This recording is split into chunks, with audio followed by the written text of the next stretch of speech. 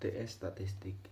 Nama RBB Ferdinand Ramadan dari kelas 2021D NIM 21060484144. 1A, 3A, 4A, 5. Statistik adalah sebuah kumpulan data, angka, atau intonasi. Statistik adalah ilmu yang mempelajari bagaimana data atau angka tersebut dikumpulkan, diolah, dan dianalisis untuk menghasilkan sebuah informasi yang bisa digunakan dalam pengambilan keputusan. 6. Statistik berarti catatan angka, bilangan, perangkaan data yang berupa angka-angka yang dikumpulkan, ditabulasi sehingga dapat memberikan informasi. 7.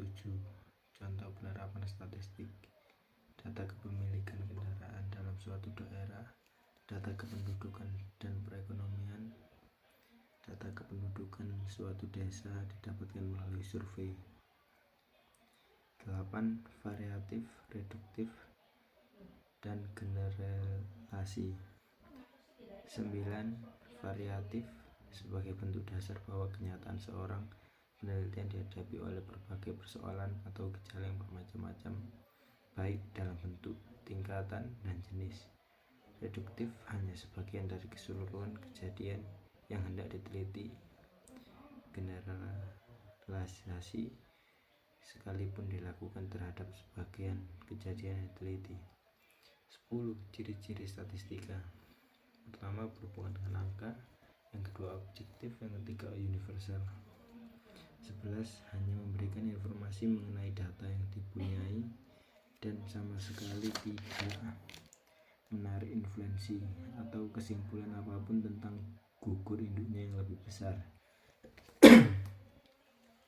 Statistik inferensial bertujuan mengambil kesimpulan mengenai suatu polusi lewat analisis sampel. Statistik parametrik, uji statistik di mana asumsi spesifik dibuat tentang parameter. Statistik non-parametrik tidak membutuhkan asumsi dan sentral tentang yang digunakan adalah median atau nilai tengah. 12. Pengumpulan data, penyediaan data, penafsiran sajian data. 13. Populasi adalah keseluruhan objek penelitian yang ditetapkan oleh penelitian. Sampel adalah sebagian yang diambil dari keseluruhan objek penelitian dan dianggap mewakili gambaran yang benar terhadap populasi.